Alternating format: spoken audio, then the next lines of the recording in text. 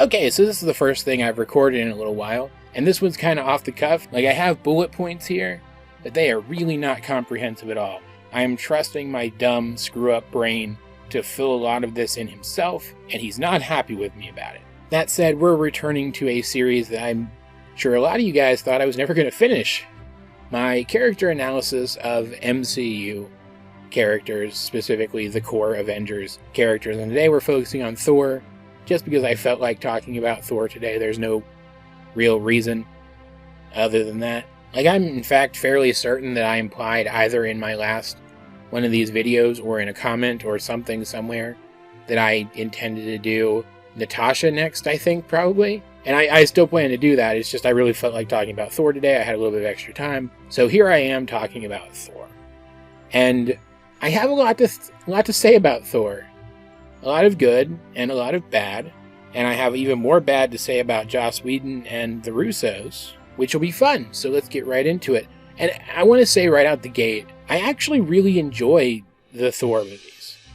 The Thor solo movies, for the most part. Thor 1 and 2, I think, are the kinds of movies that you turn on while you're editing a video or writing a chapter for your book. They're not the kinds of movies that I watch to think about them. And they're not particularly funny. They're amusing, but they're not like comedy movies. So like, you don't watch them to have a laugh either. You watch them because they're pretty fun. They have some good visuals and action in them. And the characters all play their parts well. The dialogue is interesting. The settings round out to be pretty cool. Overall, they are pretty inoffensive, fantasy-esque types of stories that are grounded in that the majority of the stuff that happens in them, especially in the first one, maybe not so much in the second one, but you get my point, happens on Earth. It's one of those hidden world types of stories. Asgard is out there, but the story still takes place in our world, with the elements of that other world bleeding into ours via these characters and their shenanigans. And I think in keeping with that, Thor doesn't really undergo much of an arc in either of these movies. In fact, I'd go out of my way to say that he doesn't go through an arc at all, really, in the second one. Like in Thor the Dark World, which is fine. I don't understand why people hate it as much as they do. It's a fine movie. It's just not a great one. But in that movie, Thor does things. He moves the plot forward. He reacts to things that happen. But he doesn't really change. He is spurred to do things by things that happen in the plot of this movie. He is inspired to take action at certain points in time. But he doesn't really change from the beginning of the movie to the end of it. Like, there's the implication there that the loss of his mother and then the seeming loss of his brother, who had just kind of shown that he had the capacity to be redeemed and fix his relationship with his brother in the first place. It's implied that those things affect him. That kind of does come into play later on. It's not like stated outright, but it's made clear that that does come into play later on. But within the context of this movie, those things just serve to spur Thor on in the moment. They're examples of fridging, i.e. when a character is killed off or otherwise harmed in order to inspire the hero to move forward on their journey. In the first movie, though, Thor at least does have an arc. It's a pretty typical heroic arc, but it is an arc nonetheless. He starts off the movie as brash and impulsive, someone who wants to exert the power afforded to him as the heir to the throne of Asgard to do cool shit, for lack of a better term. He wants to get out there and make his mark on the universe because he feels that he's entitled to do so. And when him doing so threatens to create a rift between Asgard and an old enemy, his father strikes him down to earth, saps him of his powers, stores it all in his hammer Mjolnir, and enchants the hammer to only restore the powers to him once he is worthy, whatever that means.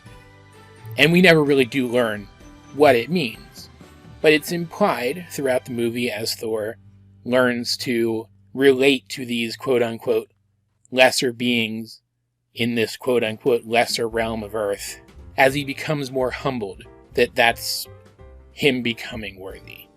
And later on in Thor Ragnarok, when we learn more about the history of his father Odin and of Asgard itself, it's implied how Thor must have changed as a person to get Mjolnir back, but I'll talk about that in a minute. Point is, it's a very standard heroic arc, just like Loki's arc in that movie. And I am going to be talking about Loki in this video as well, because you can't talk about Thor without Loki. It's a pretty standard villain arc, right down to the fact that it doesn't really make much sense. And as I talk about these two together in this first movie, I'm going to put forth a thesis statement. I don't think Thor ever should have become the king of Asgard. And I even think, whether on purpose or entirely by accident, the movies were setting up for him never to actually become the king of Asgard. And I'll explain here. Thor just wants to swing his power around, right? He likes that he has the power afforded to him as heir to the throne. He thinks it's cool.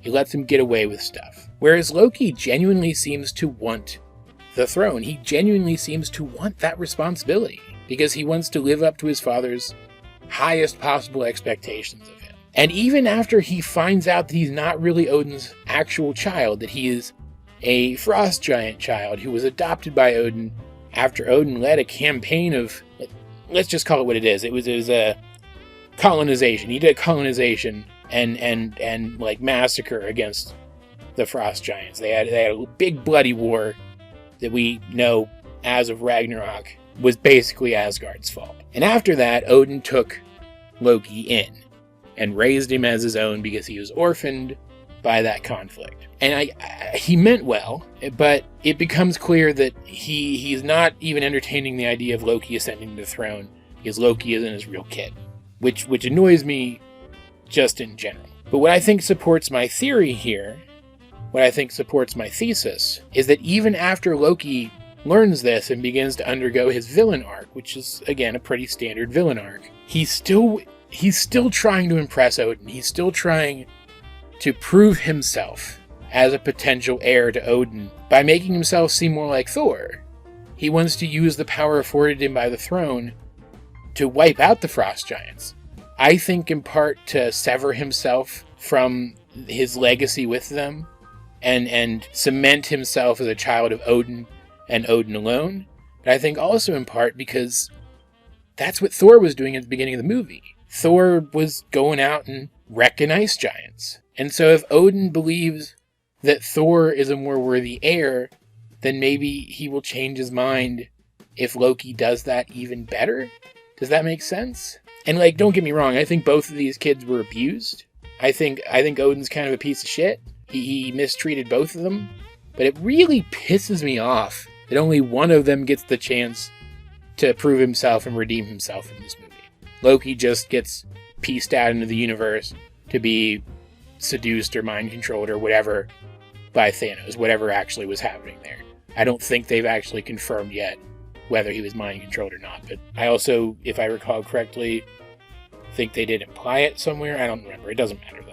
Loki gets shafted a lot in these movies, is my point. But the idea that he is not only willing to, but eager to accept the responsibility that comes with being King of Asgard, whereas Thor isn't. Even after he becomes that more humble version of himself and steps up to protect people who are, again, lesser than himself, quote-unquote lesser than himself, these regular humans, he still doesn't really display any leadership qualities aside from that. He still doesn't really ever imply that he wants the throne. And you could argue that the only good ruler is one who doesn't seek to lead, but I would argue that you can also be a good ruler if you sought to lead for the wrong reasons, then realized they were wrong and had the courage to seek leadership for the right reasons, right? Man, I'm getting super manic in this one. This is fun. I'm enjoying this. And then Loki, as I mentioned before, I'm not going to go super deep into detail, but he undergoes an arc in the second movie where he shows that he could reconcile with Thor and even could reform as a person. He isn't all bad. Yeah, he's done bad stuff, but he's not all bad. There is a chance that he could be a better person again. And it is the loss of a family member, his mom. Again, she wasn't really his mom, but he feels her loss as strongly as Thor does. It was the loss of his mom that inspired him to undergo this arc. But unlike Thor, who just was spurred to action and little more by what happened, Loki genuinely seems to reassess himself as a person throughout the course of the movie. And he makes a dumb choice at the end, but that's just because his arc isn't over yet. He's on his way to becoming that better person, but he hasn't reached that point yet. He still has a ways to go. Him making that dumb choice facilitates that. And then unfortunately, especially if Loki was mind-controlled in the first Avengers movie, again, I'm fairly certain they've implied that he was, or even if he was just threatened into doing what he did for Thanos and genuinely didn't feel like he had a choice, there's not much development for either him or Thor in that movie. There's not much development for Thor in Age of Ultron either, or any of the crossovers that he's in, really, at all.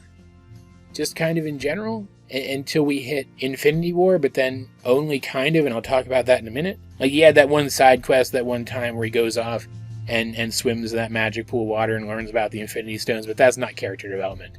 That's set up for another movie that I don't even feel was needed in the first place. It would have been okay for Thor to already know about the Infinity Stones.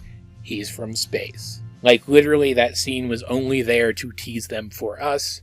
It had no other purpose. It was stupid. And this problem mainly stems from the fact that I don't think Joss Whedon knew how to write for Thor.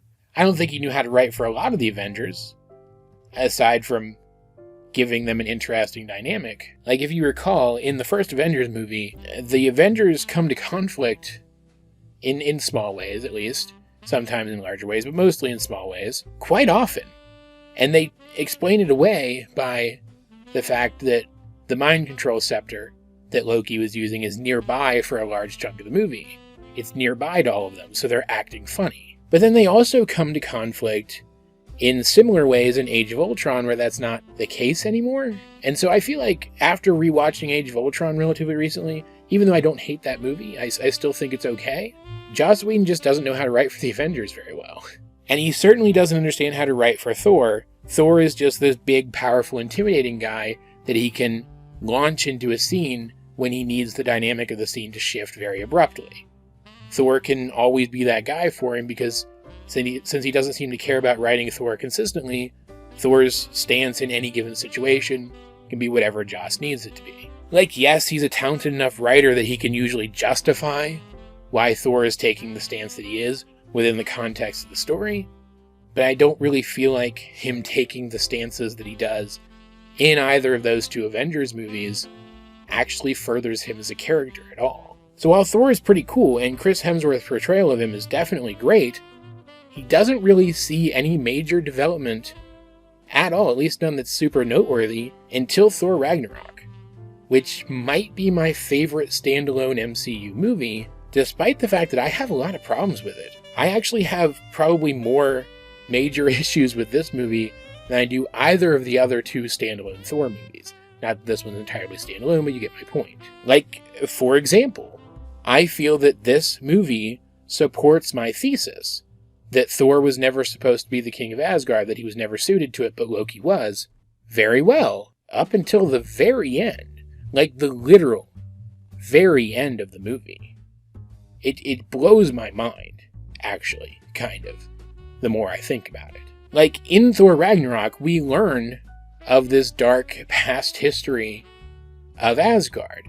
And we learn about the kind of person that Odin used to be. He was the kind of person that used to go off and do conquests and colonizations of the other so-called realms. And he did so with his first child, Hela, at his side wielding Mjolnir. But then at some point he changed. He took Mjolnir from her, and he locked her away with his own power, and gave Mjolnir to Thor instead. And in that context, Mjolnir becomes a symbol of that legacy, whether Odin intended it to be or not. And while we can assume that the enchantment that he put on Mjolnir, since he had already realized the error of his ways at that point, wouldn't have chosen Thor to be worthy of that power again unless Thor was the kind of person who would never make the same mistakes that Odin did. That Odin was trying to force him to learn the error of those ways all at once immediately, something that Odin didn't get the chance to do himself, right? The hammer is still part of that legacy now. The fact that Hela used to wield it, even though it's primarily used within the narrative to explain how she's able to catch the hammer and then destroy it, it makes it part of that legacy. And so when it was destroyed, and then later when Thor learns that his powers as the god of thunder didn't come from the hammer but came from him, from within himself, I read that as meaning that Thor had now divorced himself from the legacy of his father, that he was going to choose to be his own man going forward, and that would include him giving up the throne and becoming a champion for all people, not just Asgardians. Meanwhile, throughout the movie, Loki is first shown to have a far more conventional brotherly dynamic with Thor. Their rapport is the best that it's ever been in the entire franchise. They seem to have forgiven each other for the most part.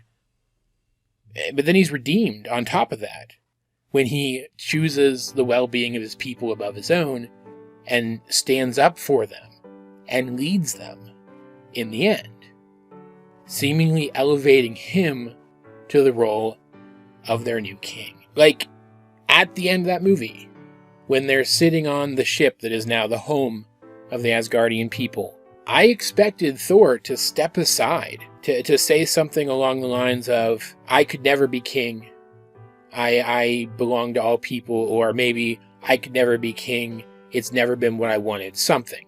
And then he steps aside for Loki, who at this point is hesitant to take the throne, but he does, because that is a burden that he has always been willing to accept, and I think that works super well, considering that Loki started the movie on the Asgardian throne, but he trivialized it. He sat there for his own selfish reasons, rather than because he had accepted any sort of responsibility. It would have made for a nice parallel between the beginning of the movie and the end, a nice bookend to Loki's arc within this movie. But that didn't happen. Instead, Thor takes up the throne, and Loki is just standing there with him. And it bums me out, because if they had gone with my version of events, maybe the Russos wouldn't have felt the need to kill Loki off at the beginning of Infinity War. Because, I mean, screw the Russo brothers, man. They are good action directors, right? But they really did these characters dirty. The more I read about them, the more I realize they never should have been put in charge of anything except maybe Captain America stuff. Like, specifically Captain America stuff, because they really seem to hate a lot of the other characters. Like, reportedly, allegedly, I can't say 100% that this is true, but it seems to be pretty well substantiated. But reportedly, they killed off Natasha because they just didn't like her. There was no greater narrative reason for that. At least they worked it into the narrative somehow. But there was no greater narrative reason for it. They just didn't like her. And Loki, they were just tired of. They were tired of how popular he was. So they fridged him at the beginning of Infinity War. Which sucks, in particular, because if Loki had ascended to the throne at the end of Ragnarok, like I would have rather happened, then they could have sent him off at the beginning of Infinity War, with the majority of the Asgardian people, trying to hide them from Thanos.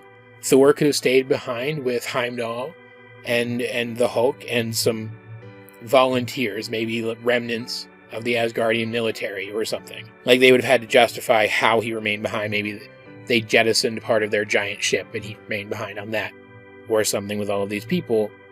And now he doesn't know where his brother is.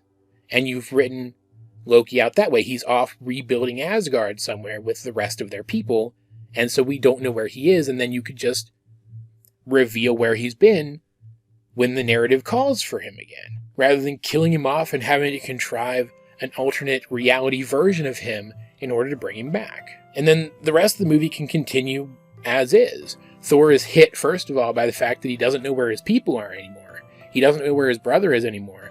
Then he sees the Hulk beaten. Then Heimdall is killed in front of him. Like, you're still fridging somebody to push Thor along on his arc, but, I mean, if that's what you're going to do anyway, you don't need to do it to two people. You can just do it to one. And then Thanos can kill off half of the surviving soldiers as per his killing off half the population thing, and then the rest of the movie can continue on as normal. Thor can be restless and jumpy and anxious to do something to get Thanos back for what he's done. He can go off on his quest for his new weapon, which getting a new weapon does not undo the development he got in Ragnarok, where he learned that his power comes from within. It just doesn't. Getting a new weapon to now focus that newly realized power through does not undo that development. People need to stop saying that it does, but that's beside the point. He could still go off, get his new weapon, show up the hero at the end, all super powerful and juiced up, and then fail to kill Thanos in time, and then spiral into depression later. You can still get all of that without having to fridge Loki just because you don't like him. It pisses me off quite a lot, actually, more so than I realized when I started ranting about it. But that's beside the point. Infinity War is again another movie where Thor doesn't get a ton of development. He reaches that state of being pissed off at Thanos and then jumps directly from that to being hopeful, and then jumps directly from that to failure. There's not much of an in-between. It irks me that they still could have gotten him to that same point without making some of the stupid decisions that they did. And if we're talking about stupid decisions that they made about Thor, man, I like Endgame. I really do, for the most part at least. Like, I can foresee endings for some of these characters that I would have liked better than the endings that they gave them. But I don't inherently hate them. And I certainly don't hate Thor's ending. He ended up in basically the place that I wanted him to end up in the first place. Obviously, based on everything else I've said in this video. And I do certainly think that there are some aspects of Thor's character arc in Endgame that are done well, to a point. But man, the rest of the Thor stuff in this movie is handled very badly. Like, the movie starts out and things are okay. Thor now wants revenge against Thanos so much harder even than he did before, to the point that it's kind of scary, which makes sense. He has now failed worse than he ever has before. He lost half of his people and his brother, and then he lost half of the entire universe. Like, he can't fall further than that. So it makes sense when he just executes Thanos straight up at the beginning of this movie. And it makes sense that after that happened, with literally no way to undo what had been done, he would have spiraled further, right? Over the next 5 years. It makes sense. All of it makes sense. What doesn't make sense is that when you show Thor at rock bottom, you make a bunch of fatphobic jokes about him. Like, it's so bad that, like, I know it's real. I've seen it. I know it's a real thing. And yet, my brain doesn't want to process the fact that it actually happened. And what sucks about it is I could have seen this working too, right? I could have seen them showing up to try to recruit Thor for their crazy get everybody back plan. And he's let himself go, which could mean he's overweight. It could mean he's just not as muscular as he used to be. But let's say he's still overweight, right? Let's say you still want to sneak in some fat jokes, which would have still been annoying, but I think you could have made it work. Like, hear me out here, guys, I promise. I think this could have worked. Maybe they show up, and Thor is acting all happy, and then as they try to convince him, he starts to make jokes about himself. He's the one making the jokes. It's not that the entire situation is being treated as humorous.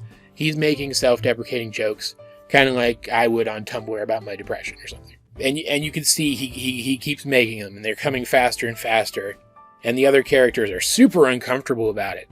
But maybe the jokes are genuinely funny. Maybe the audience even laughs at some of them at first before they realize what's happening. And then it clicks that he's afraid that he's going to screw up, that he's not good enough, that he's going to ruin everything if he helps. So he's trying to drive his friends away, and then they realize. And then everything goes quiet, and then they're just kind of there for him for a moment. And then he goes with them, and we see him interacting with them for the rest of the movie, and then he gets that scene with his mom in that past timeline where he realizes that he is still worthy from her. Like his friends were able to lay the groundwork for that just by being there for him. But then that really seals the deal, right? I think that could have worked, because then the fact that we were laughing at him gets turned around and slapped right back in our faces, and we realize how wrong it was to think less of him for what he is now. And then the rest of the movie can carry out as normal. He can go into battle, he can suit up, and still be a fat guy kicking ass at the end. But no, they had to make him a joke.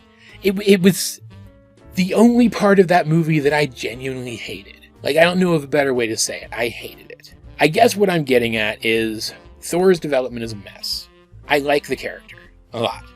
I certainly like the portrayal of the character. And I'll say outright, as a heavier guy, seeing a fat superhero being like the main muscle for the heroes at the end of that movie, that was that big culmination of everything else, that was pretty cool.